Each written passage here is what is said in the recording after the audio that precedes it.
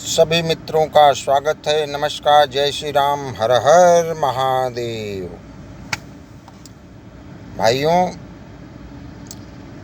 ब्राह्मण समाज इस देश की आज़ादी के लिए क्या किया था, क्या नहीं किया था, उसकी पहली कड़ी झांसी की रानी लक्ष्मीबाई, जो एक ब्राह्मण परिवार की लड़की थी और झांसी के राजा से उनकी शादी हुई। उनका बचपन का नाम मणिकर्णिका था और उनके पिताजी मनु मनु करके बुलाते थे। मणिकर्णिका की शादी जब झांसी के राजा से हुआ तो इसके बाद उनका नामकरण लक्ष्मीबाई के रूप में किया गया। अंग्रेज का शासन था। अंग्रेजों ने छल बल कल ये सभी प्रकार की विधियां लगा के जैसे जैसे करके इस देश के ऊपर राज्य करना चालू कर दिया था और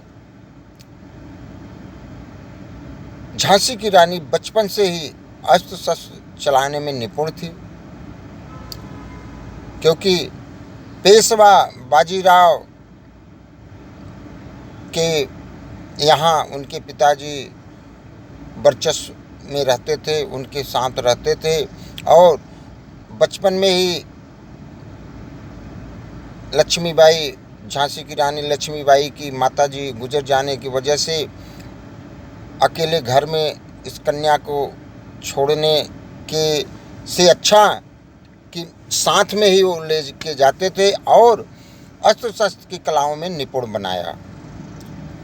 उनकी शादी झांसी के राजा से हुई। अब यहाँ पे संदर्भ ये है कि कुछ हमारे देश के ऐसे गैर जिम्मेदार लोग हैं जो बोलते हैं कि इस देश में या हर कहीं ब्राह्मणों ने उलट फेर किया है, उल्टा सीधा किया है, अब ब्राह्मणों को दोषी ठहराते हैं। मैं उनको जवाब में यह एक पहली कड़ी पेश कर रहा हूँ कि अगर किसी के माँ ने दूध पिलाया था किसी और बिरादरी के, किसी और धर्म के, तो तब कहाँ थे? एक ब्राह्मण की औरत ने तलवार उठाया और अंग्रेजों का सामना किया। हाँ, भले से उनके साथ धोखा हुआ, वो अलग बात है, और युद्ध में लड़ते हुए मारी गई। अगर धोखा नहीं हुआ होता तो हमारा देश 1947 के बजाय 1857 में ही आज़ाद हो जाता। झांसी की रानी ने जिस प्रकार से देश की आज़ादी के लिए बिगुल बजाया था, उसी समय 1957 में ही हमारा देश आज़ाद हो जाता।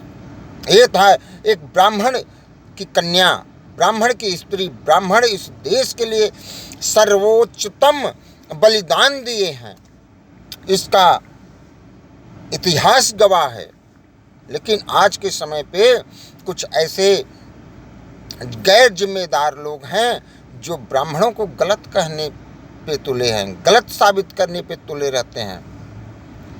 अगर झांसी की रानी भी चाहते तो वो भी चुपचाप उनके हुकूमत को मान के बैठ जाते और अपना राजपाट चलाते रहते, लेकिन उन्होंने उन अंग्रेजों के हुक्मों को माना नहीं और उनसे विद्रोह किया कि ये राज्य हमारा है, ये प्रजा हमारी है, हम जिस तरह से इनको खुश रखना चाहेंगे हम रखेंगे, ये हमारे साथ खुश हैं और तुम्हें आने की ज़रूरत नहीं है यहाँ पे। उनसे विद्रोह होने के बाद कुछ आस पड़ोस के राजाओं ने उनके ऊपर अटैक किया, लेकिन वो हार गए। अंग्रेजों के पास तोप, बंदूक, ये सब सारी शस्त्र थे, जिसकी वजह से उनको झांसी की रानी लक्ष्मीबाई के ऊपर विजय प्राप्त कर लिए। तो ये रही एक ब्राह्मण कन्या ब्राह्मण स्त्री जो इस देश के लिए 1957 में अंग्रेजों से युद्ध लड़ते हुए परम गति को प्राप्त हुई। आज ऐसे वीरांगना को सलूट है हमारा, नमस्कार है हमारा, जो ब्राह्मण कन्या होते हुए और इतना नाम कमा गए। इस किसके लिए? इस देश के लिए। औरों ने तो विदेश में जा के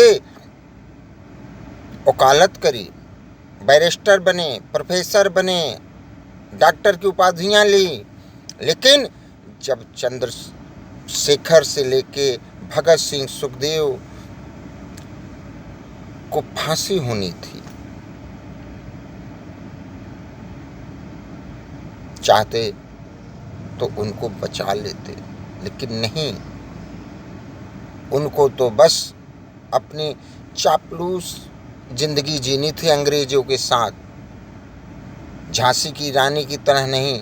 ये झांसी की रानी की कड़ी की बात है। मैं सिर्फ इसलिए कह रहा हूँ कि ब्राह्मणों ने क्या योगदान दिया था इस देश की आज़ादी के लिए।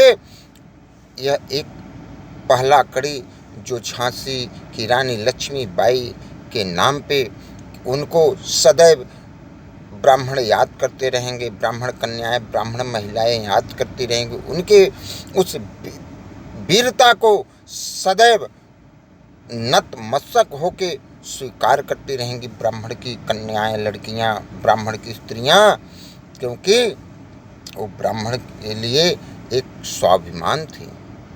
वाराणसी में जन्म हुआ था इनका, और उस परम पावन जगह वाराणसी बनारस है, उनको भी सलाम, जहाँ पे ऐसी वीर आंगनाएं पैदा हुई। झांसी की रानी के लिए, लक्ष्मीबाई के लिए सत सत नमन है। और उनको यह देश भूल ले या ना भूले, लेकिन ब्राह्मण समाज कभी नहीं भूलेगा उनके बलिदान को, क्योंकि बिगुल अगर किसी ने बजाया तो वो झांसी की रानी लक्ष्मीबाई ही थी। इसके बाद तो सभी आए और चले गए। तो झांसी की रानी के नाम पे नमस्कार है।